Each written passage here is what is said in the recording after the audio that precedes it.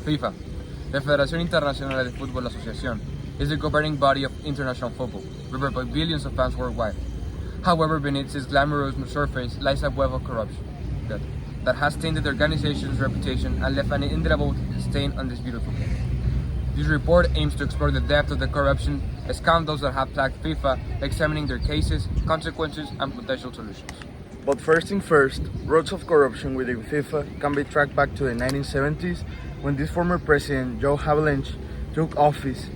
Havelange there witnessed the exponential growth of the sport, but also saw the gradual slipping in the corruption practices. This laid foundation for future scandals, notable by 2015 FIFA corruption case, which shocked the world and revealed the extent of the malfeasance within the organization. But why?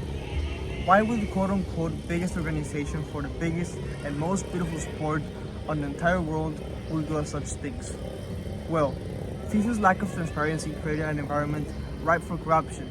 Decision-making processes were shrouded in secrecy, allowing for unchecked power and backroom dealings.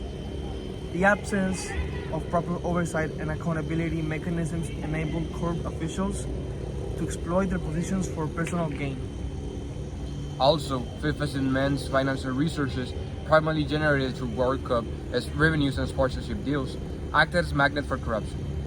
Officials sought to profit from the organization's lucrative contracts, resulting in bribery, kickbacks, and money laundering. The pursuit of personal enrichment from the integrity of the sport and the welfare of footballing nations. And last but not least, the concentration of power within a small group of individuals amplified the potential for corruption. The executive committee, comprised of influential figures, possessed unchecked authority, allowing them to control bidding, process award contracts, and manipulate outcomes. This concentration of power fostered a culture of corruption and undermined the democratic principles that should govern the organization. The widespread corruption scandals with FIFA eroded public trust in the organization. Fans, sponsors, and footballing nations were left delusioned and disheartened by the pervasive culture of dishonesty. The very essence of fair play and integrity in the sport was compromised, damaging the credibility of FIFA and trashing the reputation of football as a whole. But every action has its consequence, and FIFA certainly did bad some severe consequences, such as funds meant for the development of football in laissez-faire nations were misappropriated, improving progress and perpetuating inequality. The miscalculation of resources undermined the potential for grassroots development, hindering the growth of the sports in regions that need it most. The corruption scandals within FIFA sparked a legitimacy crisis, challenging the organization's ability to govern effectively. Calls for reform grew louder as stakeholders demanded a clean break from the corrupt practices of the past.